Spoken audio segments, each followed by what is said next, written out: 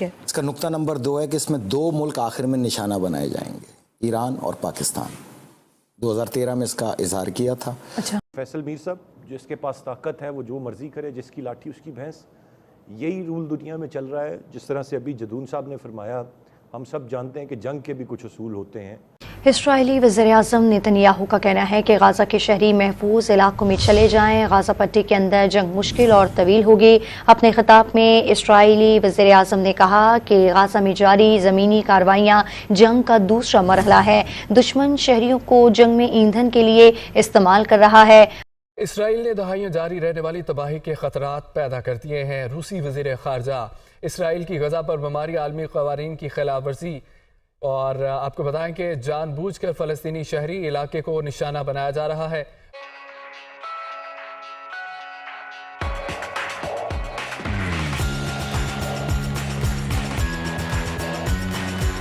دو 2019 تک اظہار کرتے رہے. 2020 میں اس کو صہیونی وزیر اعظم نے خود اپنے منہ سے اقرار کیا کہ ہمارے 2 ہی مسئلے ہیں، پہلا ایران اور دوسرا پاکستان. تو اللہ نے یہ بھی کمپلیٹ کیا. تیسرا جو اس کا نقطہ ہے کہ اچھا یہ 2 نقطے جو میں آپ کو بتاؤں کہ ایران اور پاکستان کیوں ہیں. ایران کی بنیادی وجہ یہ ہے کہ وہ بیت المقدس کی آزادی کو اپنا اولین ٹاسک تسلیم کرتا رہا ہے، اور اس سے منسلک پھر فلسطین اور اس کے ساتھ فلسطین، اس نے ایک القدس بریگیڈ بنائی. جی جی. اس کے 2 ونگ ہیں، ایک کا نام ہے حزب اللہ اور دوسرا قرار پایا حماس، ٹھیک ہے، جس کی سربراہی قاسم سلمانی شہید کیا کرتے تھے. پاکستان، اچھا اگر آپ 1924 سے آئے جب لارنس آف عربیہ نے یہ نجدیوں کو سعودی عرب حوالے کیا اور سلطنت عثمانیہ ٹوٹی، جی جی، تو چینج صرف سعودی عرب میں نہیں آیا، حجاز میں نہیں آیا. حجاز اور نجد کو ملا کے سعودی عرب بنا دیا گیا. یہی طاقت ٹوٹی سلطنت عثمانیہ کی فلسطین میں، ٹھیک ہے، جہاں پر پھر اسرائیلیوں کو لایا گیا. بے شک کہ اس وقت فلسطینیوں نے بھاری رقوم کے عوض یہودیوں کو اپنے پاس بسانا شروع کیا عرب بادشاہوں کے اشاروں پر. یہ اس وقت وہاں منسلک، لیکن اس میں میرا خیال ہے یو کے کا بھی بہت بڑا ایک وہی تو تھا نا. ایکچوئل تو وہی تھا نا. اصل تو دنیا میں سب سے بڑا مسلمانوں کے خلاف اگر کوئی فتنہ ہے، نہ اسرائیل ہے نہ امریکہ ہے، وہ ہے تاج برطانیہ. اور اگر بر صغیر کی تاریخ میں جائیں، آج تک مسلمانوں کی پیٹھ پہ چھرا مارنے والا، اسلام کی، اور اسرائیل کو پوری طرح فیسیلیٹیٹ کرنے والا تاج برطانیہ، یہ انڈر کور یہودی ہیں. بیسیکلی یہ بھی انڈر کور یہودی ہیں عیسائیت کے روپ میں. اچھا ٹھیک ہے، کیونکہ عیسائی تو آپ کے ساتھ کھڑے ہیں نا. وہاں پہ جوئس بھی آپ دیکھیں نا بہت بڑی تعداد میں. اچھا کیوں انہوں نے اپنی زمینیں بیچی؟ بالکل یہی صورتحال پاکستان میں ہوئی. اچھا، جہاں افغانیوں کو آپ نے اپنی زمینیں بیچی. تو جو وہاں ہو رہا ہے وہ یہاں پہ بھی ہو رہا ہے. یہ جنگ جو فلسطین میں ہے، یہ صرف چند دنوں کے وقفے سے پاکستان میں بھی ہے. یہ بھول جائیں کہ صرف فلسطین میں ہوگی، ان قریب یہ پاکستان میں شروع ہوا چاہتی ہے. میں کہتا رہا پہلے آپ کو کہ ہوگی، لیکن اب میں آپ کو بتاؤں کہ شروع ہو چکی ہے. پاڑا چنار کا اس وقت محاصرہ جو داعش افغان طالبان نے امریکہ کے چھوڑے ہوئے $70 ارب کے اوپر حملہ آور ہیں اس وقت، جس سے ہاں بالکل جی پاکستان کا حصہ ہے. اور میں امیز ہوں کہ ابھی تک کسی طرح سے اس طرح رپورٹنگ نہیں ہو رہی ہے. آگے آ رہے ہیں نا، یہ چھوڑیں، ابھی میں آپ کو پوری صورتحال بتاؤں گا.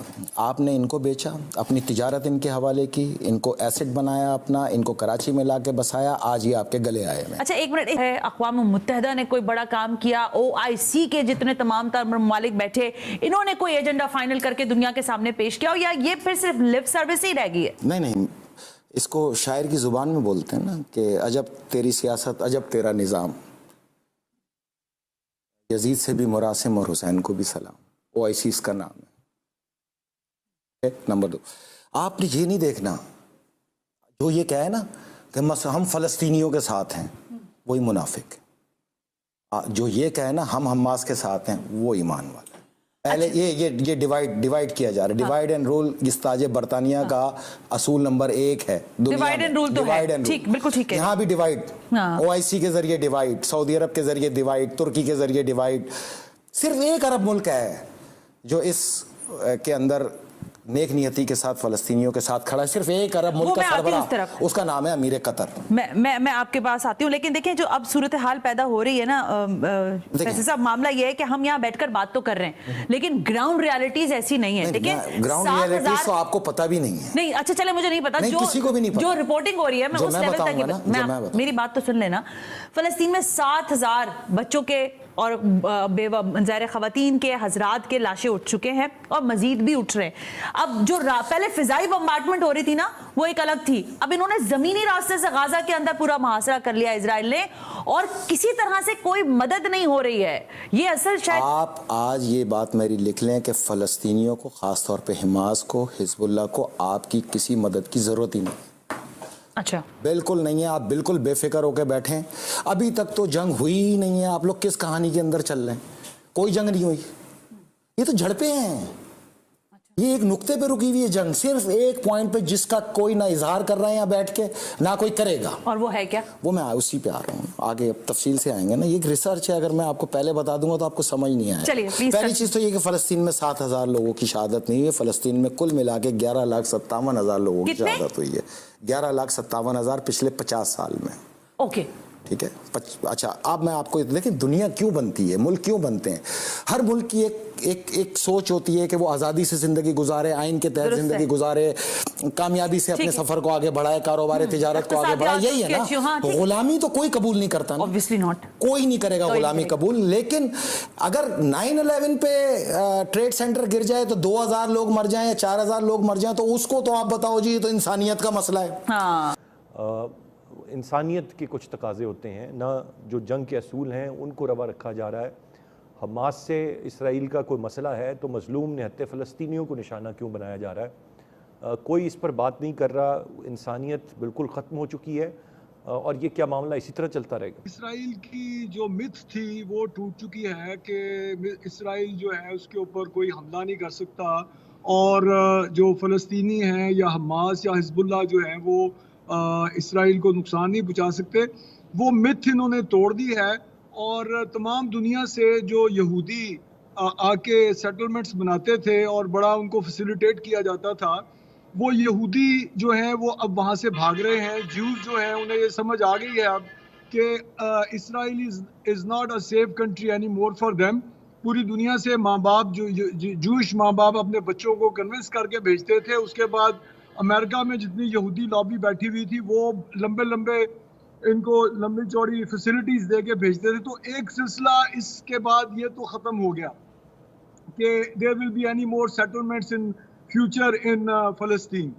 اچھا, اب دوسری طرف یہ ہے کہ اس حملے کے بعد جو آپ نے یورپ میں ریاکشن دیکھا, جوئش کمیونٹی کا, انٹرنیشنل جو کمیونٹی تھی اس کا جو ریاکشن دیکھا, اور اسرائیل کے اندر نتن یاہو جو ہے جو کہ اس وقت بدماش بنا ہوا ہے, اس کی اپنی پولیٹیکل کرائسس میں وہ آ چکا ہے, اور دے آر ناٹ شور کہ اس جنگ کے بعد نتن یاہو سیاست میں رہے گا بھی نہیں.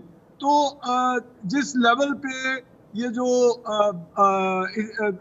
جو ان کی ایکسپوز ہوئے ہیں اسرائیلی کمیونٹی اور اسرائیل کی حکومت, تو اب یہ تاریخ بدلنے جا رہی ہے, اور یہ جنگ ختم ہونی ہے الٹیمیٹلی.